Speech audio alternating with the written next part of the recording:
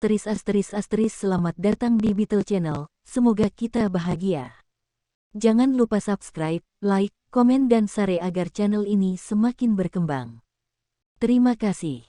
Novel Guru Tingkat Dewa, Bab 121.125. Hei, pernahkah kamu mendengar? Dikatakan bahwa Jia Siwen, seorang guru pendidikan jasmani di sekolah menengah kelas 3 dan 7, diracuni dan dibawa pergi oleh Biro Keamanan. Apakah ini benar? Tidak mungkin kan? Betapa tidak mungkin, saya melihatnya dengan mata kepala sendiri, dia dibawa langsung ke dalam mobil, dan diperkirakan dia tidak akan bisa kembali. Tidak, saya pikir guru Jia tampaknya menggunakan akupuntur untuk menyelamatkan seseorang. Jika dia meracuninya, apa yang akan dia lakukan untuk menyelamatkan seseorang? Kurasa aku tidak membunuh orang yang ingin kubunuh. Tentu, kamu bisa melakukan hal-hal seperti meracuni di kafetaria sekolah, dan peduli dengan hidup atau mati seseorang. Kurasa orang ini adalah penjahat keji. Apa yang terjadi pada siang hari dengan cepat menyebar ke seluruh sekolah. Sekarang semua siswa di sekolah khawatir. Tidak ada yang berani makan makanan sekolah karena takut keracunan. Banyak juga orang tua siswa yang keracunan yang bergegas ke sekolah untuk meminta penjelasan. Seluruh sekolah ribut. Untuk menghadapi orang tua itu, kepala sekolah Zhang meninggalkan kalimat, masalahnya sedang diselidiki, dan menghentikan masa lalu. Tapi bagaimana orang tua itu bisa puas? Mereka semua dikelilingi oleh gedung pengajaran, dengan momentum yang kuat untuk berhenti bicara. Kepala sekolah Zhang, yang bersembunyi di kantor, diam-diam melihat keluar jendela dan melihat bahwa orang tuanya dikelilingi di bawah, dan keringat dingin menetes di dahinya. Kelompok orang tua ini terlalu merepotkan. Mereka semua memberitahu mereka bahwa masalah ini sedang diselidiki. Mereka masih menolak untuk pergi. Kepala sekolah Zhang berkata dengan marah, kali ini merepotkan. Saat media datang, kita punya banyak hal di sini. Bukankah semuanya terungkap? Ini akan menimbulkan masalah besar bagi sekolah kita. Hei, tapi kami benar-benar tidak membujuk kami untuk pergi. Dari ratusan orang tua ini, beberapa di antaranya kaya dan berkuasa. Ini benar-benar akan menimbulkan masalah dan sangat merugikan sekolah. Luo Weibin berkata dengan ekspresi tak berdaya di samping. Cepat dan pikirkan cara untuk membiarkan mereka pergi dulu. Kepala sekolah Zhang menyeka keringat di dahinya dan berkata, jika media datang, sekolah kita akan mendapat berita besok. Oke, Luo Weibin mengangguk dan hendak turun. Tiba-tiba beberapa kendaraan off-road hitam melaju dari pintu masuk sekolah, dengan kata-kata seperti berita nanceng tertulis di badannya. Begitu kepala sekolah Zhang melihat mobil-mobil ini, kakinya tiba-tiba melunak dan dia hampir berlutut di tanah. Sudah berakhir, media ada di sini. Kali ini saya benar-benar tidak dapat menahannya. Sisi atas akan segera mengetahui hal-hal ini. Setelah mobil media masuk, juru kamera dan reporter dengan senapan panjang dan senjata pendek segera mulai mewawancarai orang tua tersebut. Orang tua sangat bersemangat sehingga mereka ingin banyak bicara. Saat ini, sebuah mobil biro keamanan perlahan melaju ke gerbang sekolah, menarik perhatian banyak orang. Para wartawan juga tampak mencium bau amis kucing, dan mengepung mobil-mobil biro keamanan satu persatu. Pintu terbuka, dan Zhu Yueming serta Jia Siwen keluar dari mobil. Itu dia. Pria inilah yang meracuni anak kita sampai mati. Saya tidak tahu siapa yang berteriak, dan orang tua yang masih tenang tiba-tiba menjadi gila dan berbondong-bondong ke Jia Siwen, mengulurkan tangan untuk merobek pakaian Jia Siwen. Kembalikan anakku. Kembalikan anakku. Kamu binatang buas. Kamu berani meracuni anakku. Anakku masih terbaring di rumah sakit. Aku tidak tahu hidup atau mati. Aku ingin kamu berlutut di depan tempat tidurnya dan mengaku. Apa salah putriku? Kenapa dia harus mengalami kejahatan seperti itu? Melihat orang tua yang bersemangat, Jia Siwen sedikit mengernyit. Ketika dia hendak melawan, Zhu Yueming berdiri di depannya dan memblokir semua orang tua. Dengarkan aku, dia bukan pembunuh yang sebenarnya. Pembunuhnya adalah orang lain, dan dia hanyalah orang yang dijebak. Zhu Yueming berteriak, apakah kamu bersedia membunuh orang yang tidak bersalah? Itu saja. Pembunuh yang sebenarnya akan lolos begitu saja. Apakah ini yang ingin kamu lihat? Setelah mendengar kata-kata Zhu Yueming, orang tua yang bersemangat itu menjadi sangat tenang. Kenapa kami mempercayaimu? Orang tua botak berkata dengan lantang, menatap Zhu Yueming, kamu pasti satu kelompok dengannya. Zhu Yueming menggelengkan kepalanya, mengeluarkan idenya dari saku jaketnya dan menunjukkannya di depan semua orang, berkata, saya adalah Kapten Brigade Penanganan Kasus Sipil dari Biro Keamanan Nancheng. Ini adalah ide saya. Jika Anda masih tidak percaya, kamu bisa pergi ke Nancheng. Biro Keamanan menyelidiki, semuanya bisa diselidiki. Melihat Zhu Yueming telah mengeluarkan sertifikatnya, orang tua merasa lega. Juru kamera dengan kamera di samping segera mengambil bidikan khusus ke arah Zhu Yueming. Lagi pula, tidak banyak karakter setingkat kapten, dan jarang muncul sekali. Secara alami, Anda perlu mengambil beberapa foto dan kembali ke koran. Semuanya, saya kenal Kapten Zhu. Kapten Zhu adalah orang yang baik. Terakhir kali saya kehilangan 10.000 yuan. Kapten Zhu membantu saya menemukannya. Kami percaya Kapten Zhu. Ya, saya juga kenal Kapten Zhu. Terakhir kali ada pencuri di rumah saya dan melaporkannya ke kantor cabang. Akhirnya, saya pergi ke kantor umum Nancheng untuk melaporkan kasus tersebut. Kapten Zhu mengambil semua barang curian dari rumahku kembali dalam sehari.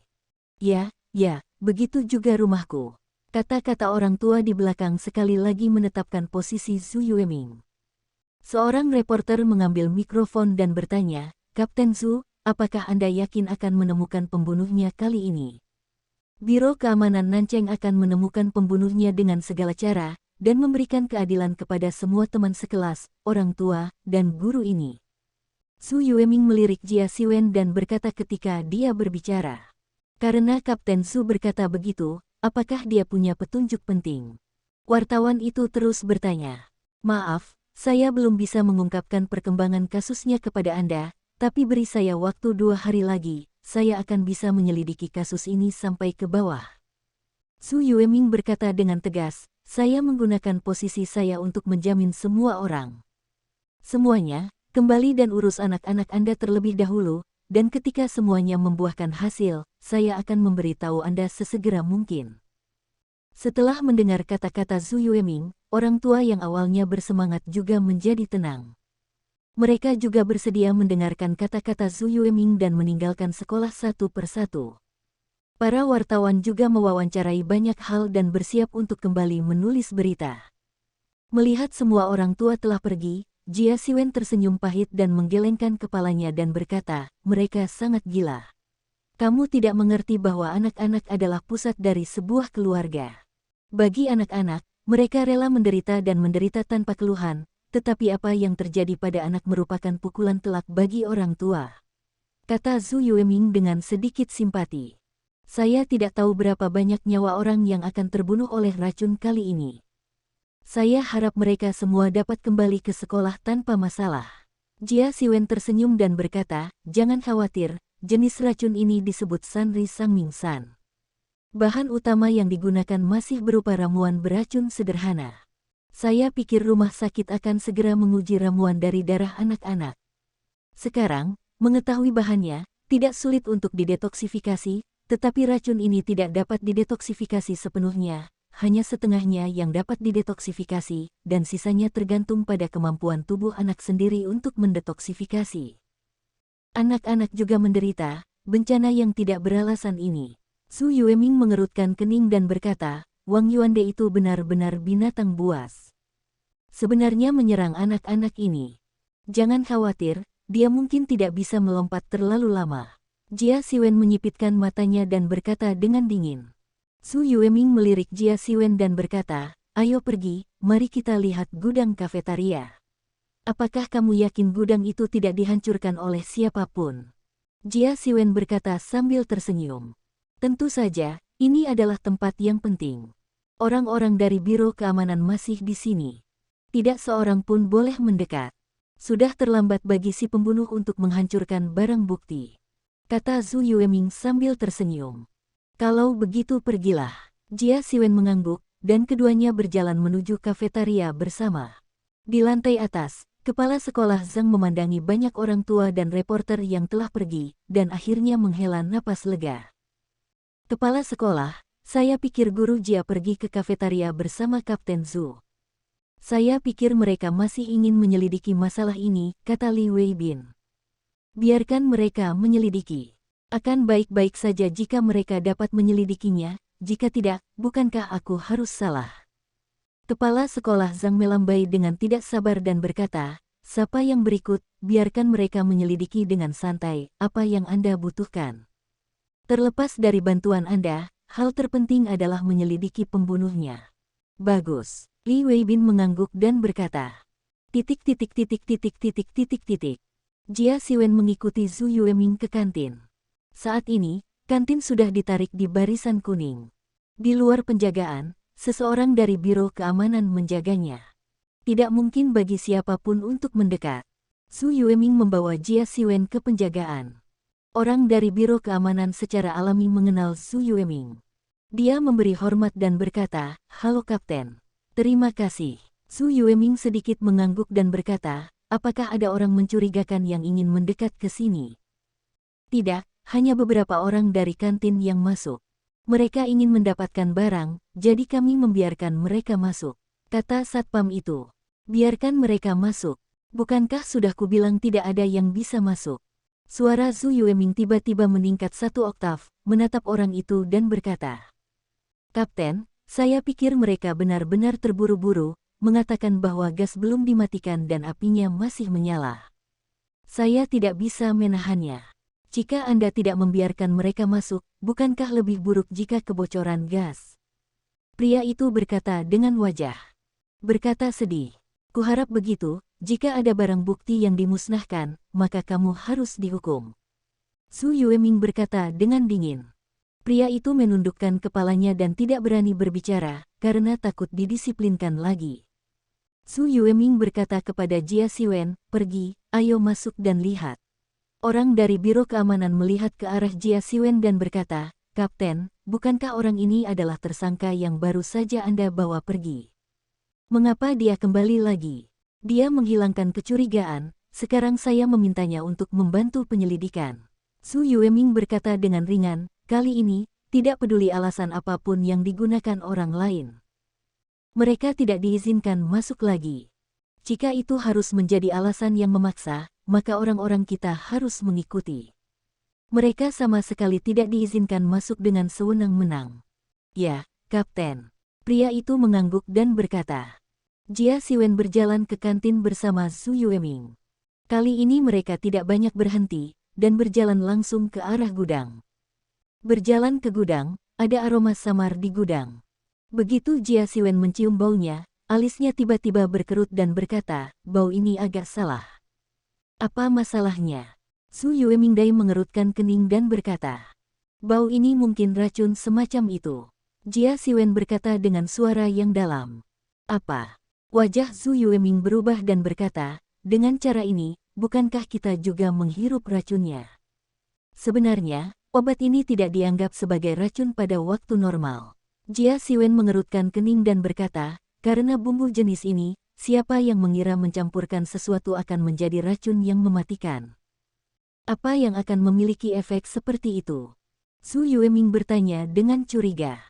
Dia merasa bahwa Jia Siwen tampak seperti kolam yang dalam tanpa dasar. "Ini adalah Killing Ye." Jia Siwen berjongkok, mengulurkan jarinya dan menyekat tanah dengan ringan. Saat dia mengangkat tangannya, jari-jarinya berubah menjadi hijau tua, ternoda semacam bubuk hijau tua. "Killing Ye?"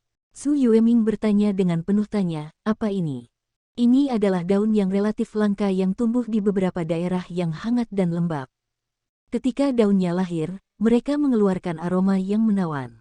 Ini adalah makanan favorit banyak hewan.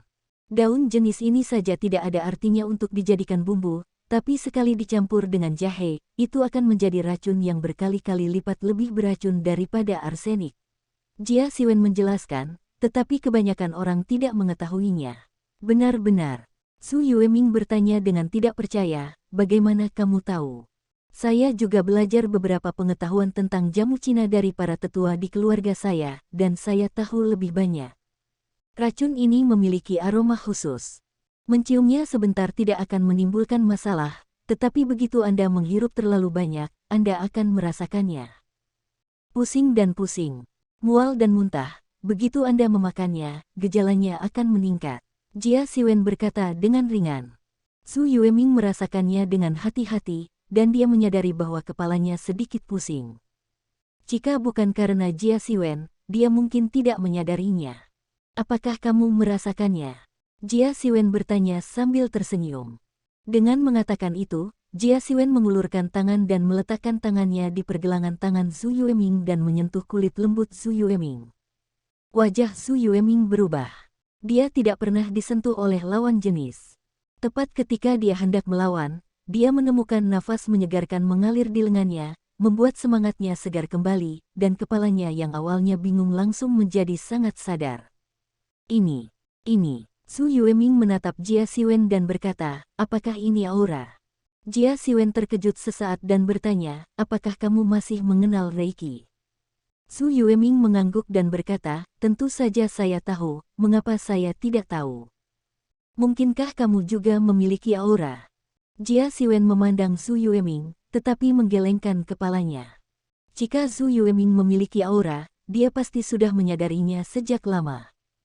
Tapi dia sama sekali tidak merasakan fluktuasi aura di tubuh Su Yueming. Jelas sekali, Su Yueming tidak memiliki aura sama sekali. Aku tidak punya aura, tapi aku tahu siapa yang memilikinya. Su Yueming menatap Jia Siwen dan berkata, apakah kamu tidak tahu? Jia Siwen tersenyum pahit dan berkata, saya tidak tahu. Saat ini, saya hanya tahu bahwa saya telah mengembangkan energi spiritual, tetapi saya belum menghubungi orang lain. Sepertinya kamu seharusnya mengkultivasi dirimu sendiri. Apakah kamu tidak punya master? Su Yueming bertanya dengan curiga. Tuan, tidak. Jia Siwen menggelengkan kepalanya dengan sangat jujur. Kamu tidak punya master. Bagaimana kamu mengolah Reiki? Kata Su Yueming, menatap Jia Siwen dengan heran. Saya baru saja membaca latihan yang tercatat di buku kuno dan berlatih sesuai dengan metode di atas, dan latihan itu berhasil. Jia Siwen menggaruk kepalanya dan berkata, apakah kamu jenius? Su Yueming berkata dengan ekspresi tidak percaya, saya mendengar untuk pertama kalinya bahwa orang lain dapat mengolah energi spiritual mereka sendiri. Benarkah? Hei, mungkin. Jia Siwen menggaruk kepalanya dan berkata sambil tersenyum, kebetulan, hanya kebetulan. Izinkan saya memberitahu Anda, semua orang yang telah mengembangkan Reiki berada di Departemen Pertempuran Khusus. Disinilah saya mendambakannya. Su Yueming berkata dengan penuh harap, ayah saya berada di Departemen Tempur Khusus. Saya juga berlatih Reiki sekarang, selama jika saya berhasil mengolah aura, saya dapat bergabung dengan Departemen Tempur Khusus. Tidak heran kekuatanmu jauh lebih unggul dari orang lain. Jia Siwen tiba-tiba menyadari, saya pikir itu pasti karena energi spiritual Anda. Bergantung pada kinerja Anda mungkin akan berhasil. Itu benar. Su Yueming mengangguk dan berkata, hanya langkah terakhir, saya secara resmi dapat mengambil langkah itu. Awalnya, saya pikir butuh 1 tahun untuk membuat langkah terakhir. Hari ini saya merasakan aura Anda. Saya rasa itu tidak akan lama. Saya akan dapat secara resmi mengambil langkah itu. Terima kasih. Jia Siwen melambaikan tangannya dan berkata, syukurlah, ini juga kesempatanmu, dan kamu sangat baik bisa sampai ke titik ini. Apakah kamu tertarik untuk bergabung dengan Departemen Tempur Khusus? Tanya Su Yueming, menatap Jia Siwen. Saya tidak tahu departemen ini. Jia Siwen berkata dengan senyum masam. Departemen ini adalah departemen paling misterius di dinasti Celestial. Ini adalah tombak paling tajam dan perisai terkuat di dinasti Celestial. Itu diisi dengan pembudidaya, kekuatan gaib, dan prajurit kuno. Tugas yang dilakukan adalah yang paling sulit, dan lawan juga mereka semua adalah orang-orang istimewa di rumah dan di luar negeri. Su Yueming menjelaskan, kamu memberitahuku ini sekarang, tidakkah kamu khawatir tentang kebocoranku? Jia Siwen bertanya dengan curiga. Tentu saja aku tidak khawatir, karena jika kamu membocorkan rahasianya, Departemen Tempur Khusus akan mengirim orang untuk mengejarmu. Meskipun kekuatanmu bagus, kamu tidak cukup di Departemen Tempur Khusus. Su Yueming berkata dengan sangat tulus, tetapi saya pikir Anda memiliki banyak ruang untuk pengembangan. Jika Anda mau, saya akan memberitahu ayah saya dan memintanya untuk merekomendasikannya untuk Anda. Anda adalah seorang kultivator dan sangat mudah untuk bergabung. Jia Siwen berpikir sejenak, menggelengkan kepalanya dan berkata, lupakan saja, saya akan melakukan tugas dulu, bagaimana saya bisa punya waktu untuk bekerja di Departemen Tempur Khusus. Su Yueming mendengarkan dan menghela nafas tanpa daya dan berkata, karena kamu tidak mau, maka aku tidak akan memaksanya, tapi aku harap kamu tidak melakukan apapun untuk negara, jika tidak suatu hari, kita akan menjadi saingan.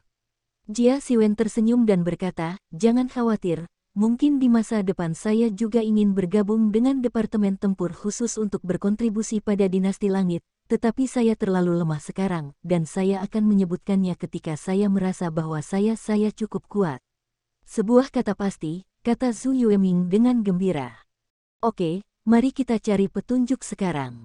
Jia Siwen melihat sekeliling ruangan dan berkata, aroma ini sudah lama tidak hilang, dan Kiling Ye telah digiling menjadi bubuk.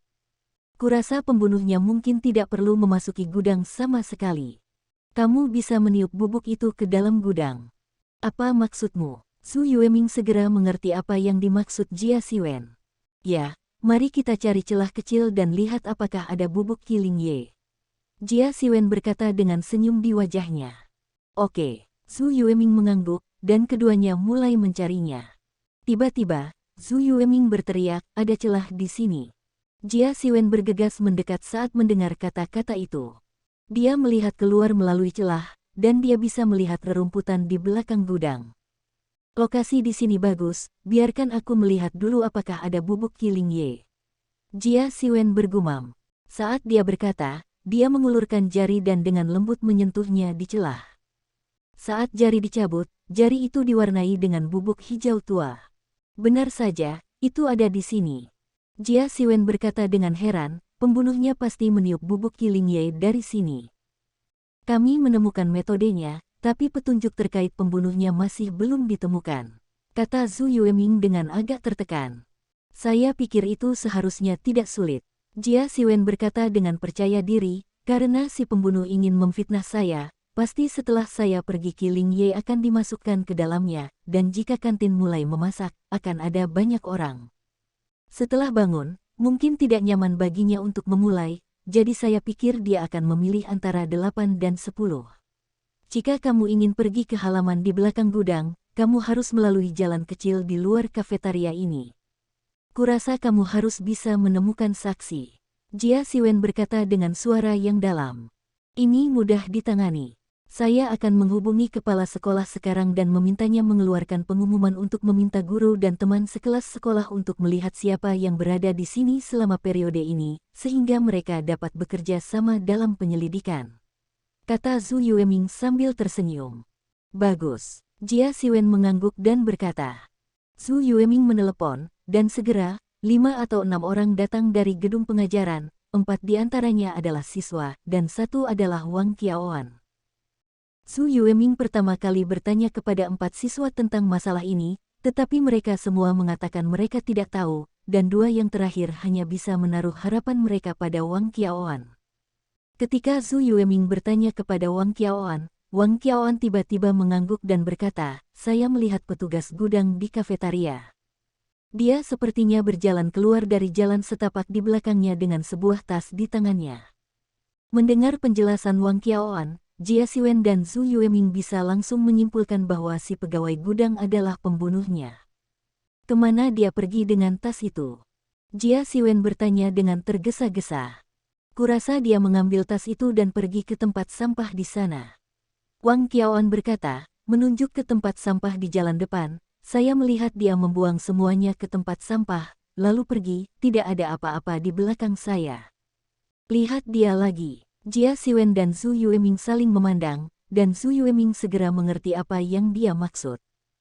Aku akan mengirim seseorang untuk mencarinya segera, kata Su Yueming dengan suara yang dalam. Selain itu, ada barang-barang yang dibuang ke tempat sampah untuk ditemukan, itu bukti.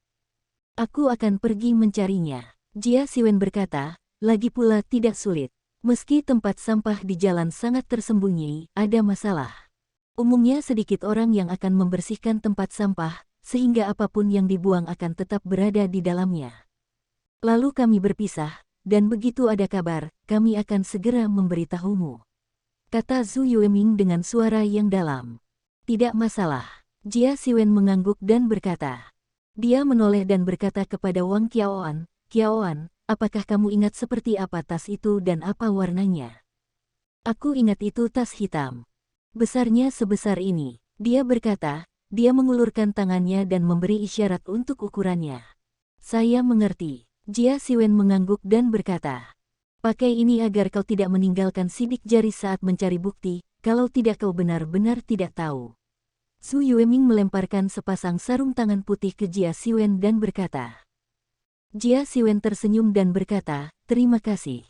Zhu Yueming segera pergi untuk menghubungi staf keamanan yang tetap berada di sekolah, sementara Jia Siwen berjalan menuju tempat sampah di jalan setapak bersama Wang Qiaoan. Orang ini sangat waspada. Jika kamu tidak melihatnya, akan sedikit merepotkan untuk menemukannya. Jia Siwen berkata sambil berjalan, Qiaoan, kamu adalah pahlawan yang hebat. Wang Qiaoan tersipu dan berkata, betapa pahlawannya saya, jika bukan karena penyelidikan Anda atas masalah ini, bagaimana saya tahu bahwa orang itu ada hubungannya dengan kasus ini? Tidak masalah, temukan buktinya dulu, lalu periksa sidik jarinya, seharusnya tidak ada masalah. Jia Siwen berkata dengan percaya diri. Berjalan ke tempat sampah di jalan setapak, Jia Siwen mengenakan sarung tangannya dan mulai bergemuruh. Karena pihak lain tidak mengharapkan siapapun untuk menggali melalui tempat sampah, Jia Siwen dengan mudah menemukan tas hitam yang diamankan dengan kuat. Diikat ke tanah, itu terlihat sedikit aneh. Jia Siwen dengan hati-hati masuk dan menciumnya, bahkan di tempat seperti tempat sampah, dia masih bisa mencium sedikit aroma. Tentu saja. Jia Siwen berkata dengan pasti, ini adalah aroma daun kiling. Sudahkah kamu menemukannya? Wang Qiaoan mengangkat dan bertanya dengan tergesa-gesa. Aku sudah menemukannya. Jia Siwen mengangkat tas hitam di tangannya dan berkata, pihak lain tidak memiliki kesadaran anti pengintaian, jadi dia melempar tas itu ke sini. Mudah menemukannya. Bagus. Kalau begitu tunggu sampai Biro Keamanan menemukan seseorang, dan jika kamu menemukan seseorang, kasusnya akan diselesaikan. Wang Qiaoan berkata dengan gembira. Dia juga lega bisa membalaskan dendam teman sekelas yang diracuni.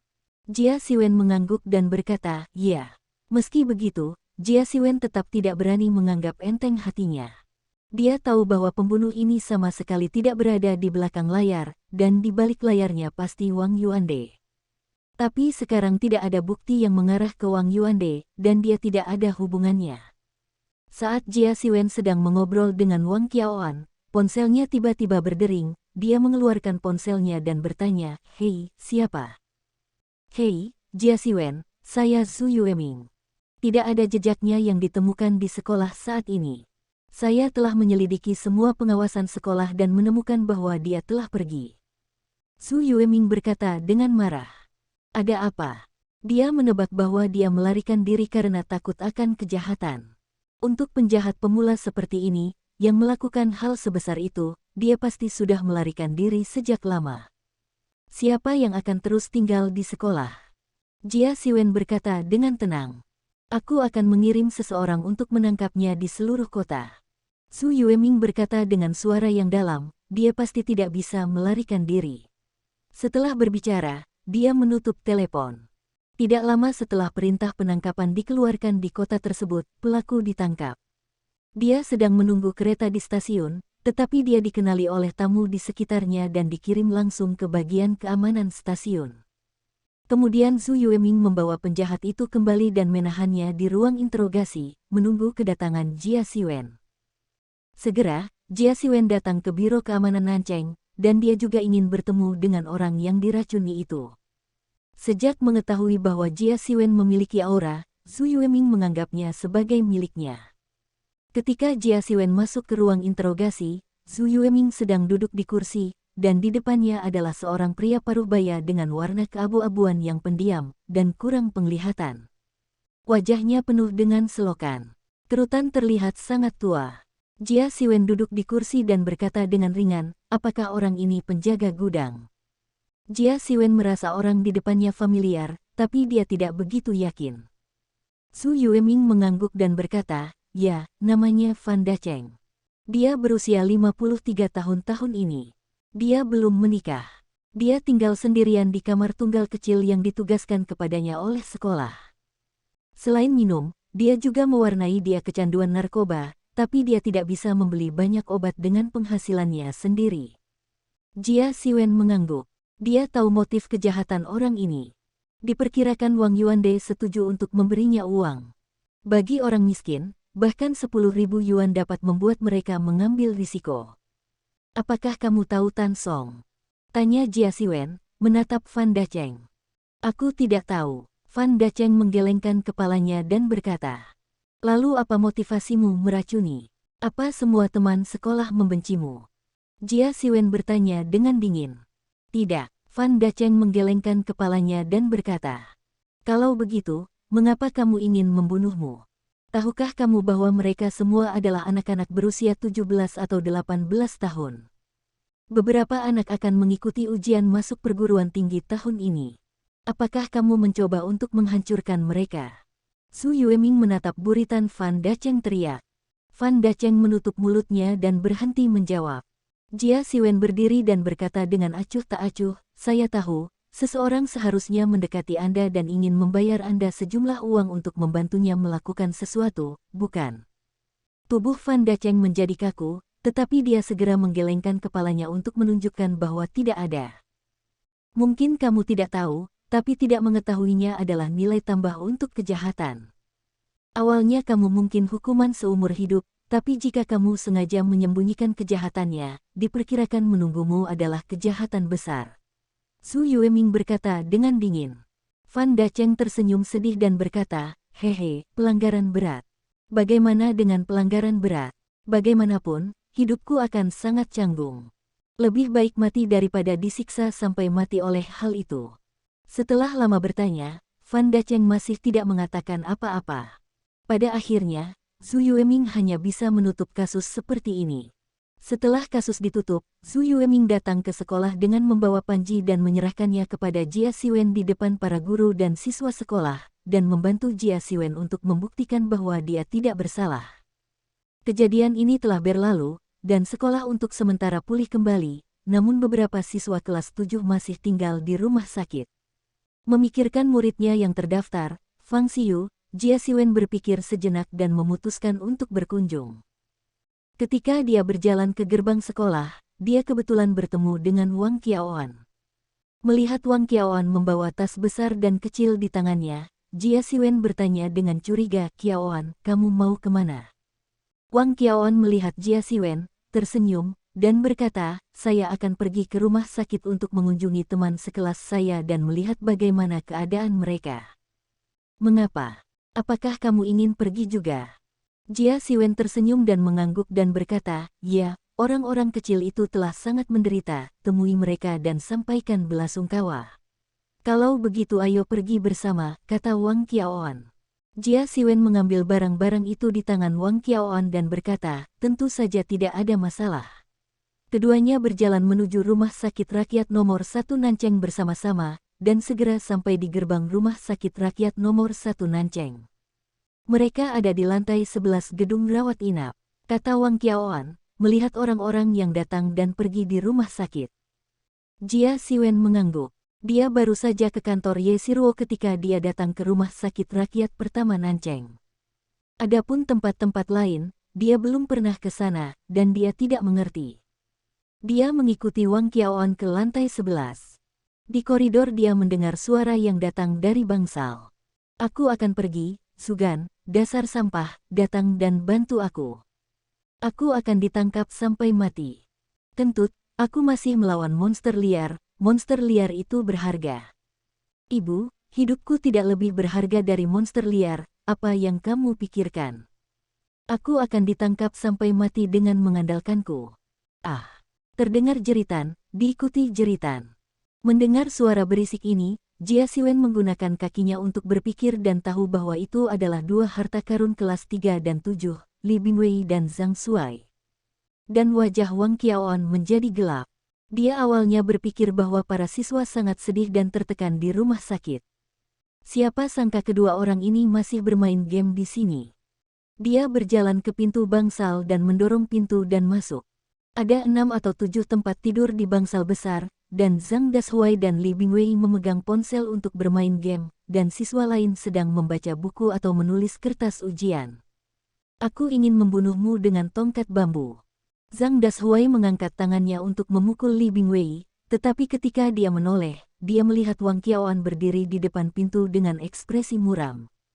Gerakan Zhang Dashuai tiba-tiba membeku di tempat. Dia segera menutupi dadanya dan jatuh di tempat tidur dengan tatapan menyakitkan, berpura-pura lemah dan berkata, "Ah, sakit, tolong. Aku akan mati." Wang Qiaoan berjalan ke tempat tidur Dashuai Zhang, menepuk tempat tidur dan berkata, "Dashuai Zhang, sepertinya kamu sangat santai di sini. Sudah waktunya untuk kembali ke sekolah." "Jangan Tuan Wang, saya merasakan sakit di perut saya, dan saya mungkin tidak akan sembuh." Zhang Dashuai berpura-pura lemah dan berkata, "Saya mungkin perlu tinggal di rumah sakit selama beberapa hari lagi." Jia Siwen berjalan ke Dashuai Zhang dengan seringai di wajahnya dan berkata, "Gendut, sepertinya kamu sangat sakit. Aku akan memberimu beberapa suntikan untuk membantumu pulih." Ketika Dashuai Zhang melihat jarum perak di tangan Jia Siwen, wajahnya pucat karena ketakutan, dan dia menggelengkan kepalanya dan berkata, "Tidak, Guru Jia, tidak. Jangan menolak, ayolah."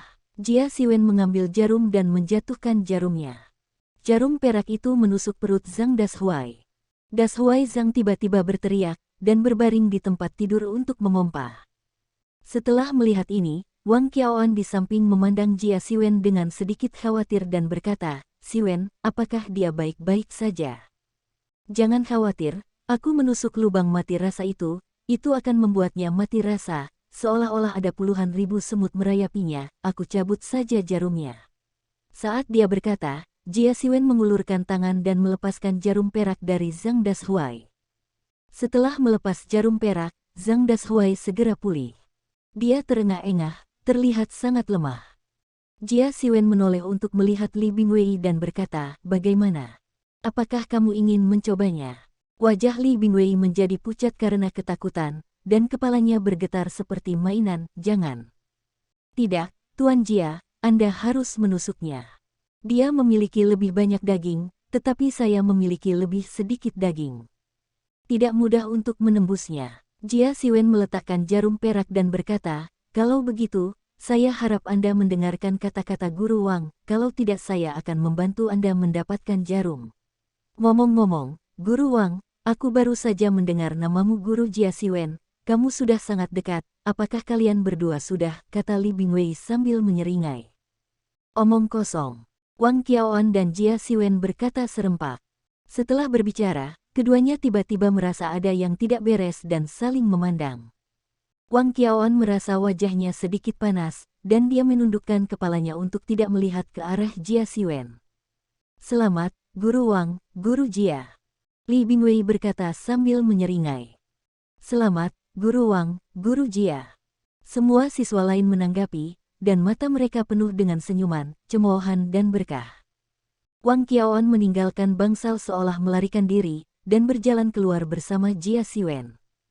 Keduanya berjalan keluar bersama, tetapi tidak ada yang berbicara, dan suasananya agak membosankan untuk sementara waktu. Setelah hening sejenak, Jia Siwen menggaruk kepalanya dengan malu dan berkata, "Qiaoan, tidak. Guru Wang, jangan bawa masalah ini ke hatimu." Wang Qiaoan bersenandung lembut, dan berkata dengan ekspresi redup di matanya, "Kamu." "Hah? Ada apa?" tanya Jia Siwen. "Tidak. Tidak apa-apa." Wang Qiaoan menggelengkan kepalanya dan berkata, "Aku akan kembali dulu, apakah kamu akan kembali?" "Kamu kembali dulu, aku akan mengunjungi teman lama." Jia Siwen berkata sambil tersenyum, "Jika saya datang ke sini dan tidak berkunjung, dia tahu itu, dan saya mungkin harus menelepon saya lagi." "Teman lama? Laki-laki atau perempuan?" Wang Qiaoan bertanya tanpa berpikir. Setelah bertanya, Wang Qiaoan tiba-tiba merasa ada yang tidak beres. Apa bedanya, apakah teman lama Jia Siwen adalah pria atau wanita? Aku tidak bermaksud begitu. Wang Qiaoan dengan cepat melambaikan tangannya dan berkata, "Hehe, aku tahu, itu perempuan, dia adalah dokter di sini." Jia Siwen berkata sambil tersenyum, "Dia membantuku membalut lukaku sebelumnya, dan aku bertemu nanti."